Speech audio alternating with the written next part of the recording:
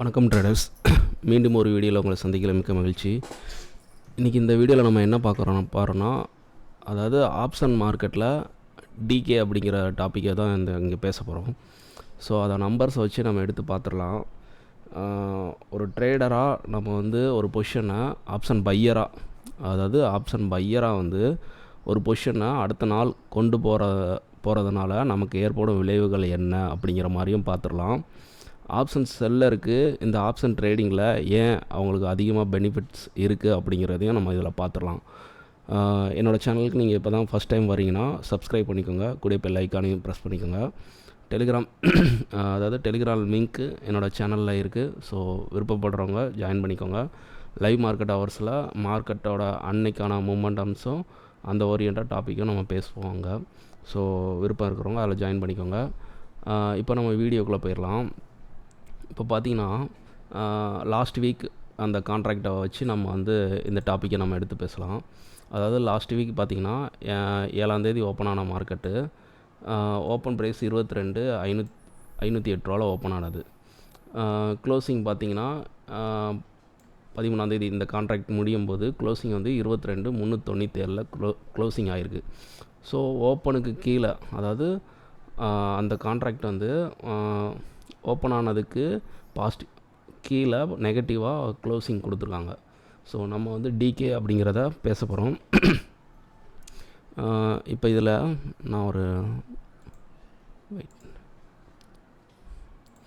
இப்போ பார்த்திங்கன்னா 7ஆம் தேதி நமக்கு அட் த மணி இங்கே என்ன பண்ணுறோம், க்ளோசிங் ஏடிஎம் ஸ்ட்ரைக் அப்படிங்கிறோம். அதாவது மார்க்கெட்டு க்ளோசிங் ஆனப்பிறகு நமக்கு ஏடிஎம் ஸ்ட்ரைக்காக கிடைக்கிற நம்பர்ஸை வச்சு அதோட டோட்டல் ப்ரீமியமாக இங்கே ஒப்பிட்டு பார்க்க போகிறோம். அதாவது க்ளோசிங்கில் எவ்வளோ நமக்கு ப்ரீமியம் இருக்குது, அடுத்த நாள் ஓப்பனிங்கில் எவ்வளோ ப்ரீமியம் இருக்குது, இதைத்தான் நம்ம இங்கே பார்க்க போகிறோம். இப்போது 7ஆம் தேதி இந்த கான்ட்ராக்டோட ஃபஸ்ட்டு டே, அதாவது இந்த வீக்லி கான்ட்ராக்டோட ஃபஸ்ட்டு டே மார்க்கெட்டு க்ளோசிங் நமக்கு கிடைச்சது அட் த மணியாக 22,550 கிடச்சிது. ஸோ அதோட ப்ரீமியம் பார்த்திங்கன்னா டோட்டலாக 318 சரியா. இப்போ இந்த 318 அடுத்த நாள் காலையில் ஓப்பன் ஆகுது. ஓப்பன் ஆகும்போது அதோட ப்ரீமியம் பாருங்கள், ஓப்பன்லேயே ஓப்பன் ஆன ஸ்ட்ரைக்கு வேறு. அதாவது க்ளோசிங் ஸ்ட்ரைக்கு 22,550, மார்க்கெட்டு ஓப்பன் ஆனது தெரியும் உங்களுக்கு, ஒரு கேப் அப் கேப் டவுன் அந்த இடத்துல ஓப்பன் ஆகும்போது அதோட ஸ்ட்ரைக் வேறுபடும். ஸோ அப்படி பண்ணும்போது ஓப்பன் ஸ்ட்ரைக்காக நமக்கு ஏடிஎம்மாக கிடச்சது 22,500. ஸோ அந்த 22,500 ஓப்பன் ஆன இடம். ஆனால் ப்ரீமியம் பார்த்திங்கன்னா 312. அந்த ஓப்பன்லேயே எவ்வளோ 6 டிஃப்ரெண்ட் ப்ரீமியம் நமக்கு கம்மியாக கிடச்சிருக்கு. அடுத்த நாள் பாருங்கள் 10ஆம் தேதி, அதாவது அந்த கான்ட்ராக்ட் வெள்ளிக்கிழமை ஸ்டார்ட்டு. ஸோ சனி ஞாயிறு நமக்கு ஹாலிடே. ஸ்ட்ரெயிட்டாக மண்டே தான் அடுத்த கான்ட்ராக்ட் ஓப்பன் ஆகும். அதாவது வெள்ளிக்கிழமை ஸ்டார்ட் பண்ண அந்த கான்ட்ராக்ட் சனி ஞாயிறு ஹாலிடே, திங்கக்கிழமை அடுத்த 2வது நாள் ஆரம்பிக்கும் அந்த கான்ட்ராக்டோட.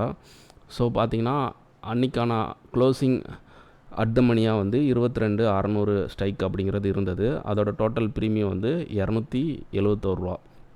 ஸோ திங்கக்கிழமை மார்க்கெட் காலையில் ஓப்பன் ஆன உடனே பார்த்திங்கன்னா ரொம்பலாம் டிகே இல்லை, அந்த ₹1 வித்தியாசத்தில் டிகேல ஆரம்பிச்சிருக்கு 270 அப்படிங்கிற இது.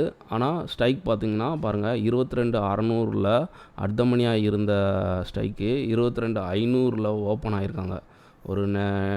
அதாவது நெகட்டிவான ஒரு ஓப்பன். ஸோ அப்படி ஓப்பன் ஆகியும் ப்ரீமியம் இங்கே பார்த்திங்கன்னா ஈவனாக இருக்காங்க. டிகேங்கிறது பெருசாக நடக்கலை சரியா. அடுத்த நாள் பாருங்கள், அன்றைக்கான க்ளோசிங் 11ஆம் தேதிக்கான மார்க்கெட்டுக்கான க்ளோசிங் டோட்டல் ப்ரீமியம் 240. ஸ்ட்ரைக் 22,450. இங்கே பாருங்கள், அடுத்த நாள் ஓப்பனும் பார்த்திங்கன்னா 22,450 தான் ஓப்பன் ஆகிருக்கு. ஸோ அந்த ஸ்ட்ரைக்கில் தான் ஓப்பன் ஆகிருக்கு. ஆனால் ப்ரீமியம் பாருங்கள் 227. இதுக்கு வித்தியாசம் பாருங்கள், ஒரு ₹13 அப்படிங்கிறது வித்தியாசம் அப்படிங்கிற மாதிரி வருது. அப்போ டிகேயில் தான் மார்க்கெட் ஓப்பன் ஆகிருக்கு. ஸோ அடுத்தது பாருங்கள், அடுத்த நாளுக்கான ஏடிஎம் ஸ்ட்ரைக்காக 22,500. ஸோ அதோட ப்ரீமியம் ₹206 இருந்தது. ஓப்பன் பாருங்கள், அதே நியர்பை ஒரு 50 பாயிண்ட்டு ஹையில் தான் ஓப்பன் ஆகிருக்கு மார்க்கெட்டு. பாசிட்டிவாக ஓப்பன் ஆன மார்க்கெட்டு. ஆனால் டிகேவோட ஆரம்பிச்சிருக்கு. அப்போ பாசிட்டிவாக ஓப்பன் ஆன மார்க்கெட் ப்ரீமியமும் அதிகமாக இருக்கணும்ல, இங்கே ஏன் ஆகலை? சரி, இங்கே டிகேவோட ஆரம்பிச்சிருக்கு. எவ்வளோ பாயிண்ட்ஸு? கிட்டத்தட்ட ஆல்மோஸ்ட் 12 ரூபா அப்படிங்கிற மாதிரி டிஃப்ரெண்டில் ஆரம்பிச்சிருக்கு. அடுத்த நாள் பாருங்கள், கடைசி எக்ஸ்பிரி டே அன்னைக்கு முந்தின நாள் க்ளோசிங்கோட at the money strike 22,500. So total premium நமக்கு இருந்தது 131 ரூபா. மார்க்கெட் வந்து வியாழக்கிழமை எக்ஸ்பிரி டே அன்றைக்கி காலையில் ஓப்பன் ஆனதே 22,500 சேம் ஸ்ட்ரைக்கில் தான் ஓப்பன் ஆனது. ஆனால் டிகேவோட தான் ஓப்பன் ஆகிருக்கு. கிட்டத்தட்ட 7 ரூபா வந்து டிகே அப்படிங்கிற இடத்துல ஓப்பன் ஆகிருக்கு. ஸோ இதுலேருந்து என்ன தெரியுது? ஆப்ஷன் மார்க்கெட்டுங்கிறது ஒரு அடுத்த நாள் நம்ம பையராக வந்து ஹோல்டு பண்ணுறதுல அர்த்தங்கிறது கிடையாது. ஸோ டிகேவோட தான் மார்க்கெட் வந்து எவ்ரிடே வந்து ஓப்பனுங்கிறது கொடுக்குது. ஸோ இந்த at the money ATM strike, இந்த ஏடிஎம் ஸ்ட்ரைக் அண்ட் ஓடிஎம் இந்த ரெண்டையுமே எக்ஸ்பிரி டேட் அன்னைக்கு 0 அப்படிங்கிற வேல்யூ தான் அதுக்கு. ஐடிஎம்மாக இருக்கிற ஸ்ட்ரைக் மட்டும்தான் அதுக்கு உண்மையான வேல்யூக்கு மட்டும்தான் அதுக்கு மதிப்பு. ஸோ அப்போ ஆப்ஷனில் நீங்கள் வந்து ஒரு பொசிஷனை அடுத்த நாள் கொண்டு போகிறீங்கன்னா அதோடய விளைவுகள் எவ்வளோ பெருசாக இருக்குது அப்படிங்கிறத நீங்கள் ஃபஸ்ட்டு உணரணும்.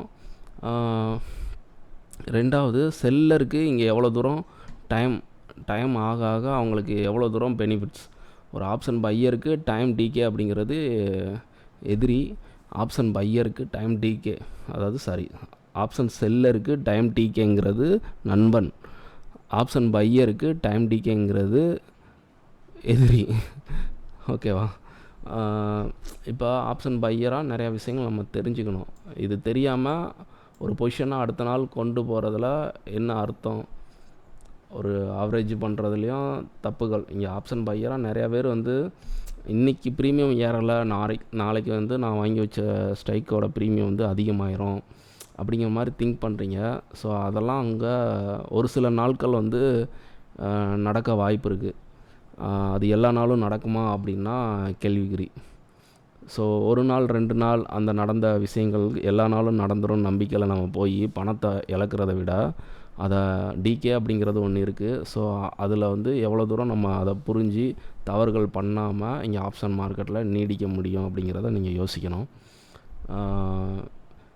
எனக்கு தெரிஞ்ச விஷயத்த நான் அவங்களோட ஷேர் பண்ணியிருக்கேன். டிகேங்கிறத நான் பார்த்த வரையில் இதை எப்படி உங்களுக்கு கொண்டு கொடுக்கலாம் அப்படிங்கிற மாதிரி ஷேர் பண்ணியிருக்கேன். ஸோ பிடிச்சிருந்தா ஷேர் பண்ணுங்கள், லைக் பண்ணுங்கள், கமெண்ட் பண்ணுங்கள். நான் எதுவும் தப்பாக பேசியிருந்தாலும் கமெண்டில் கொடுங்க, நான் தெரிஞ்சுக்கிறேன். ஓகேவா? தேங்க்யூ.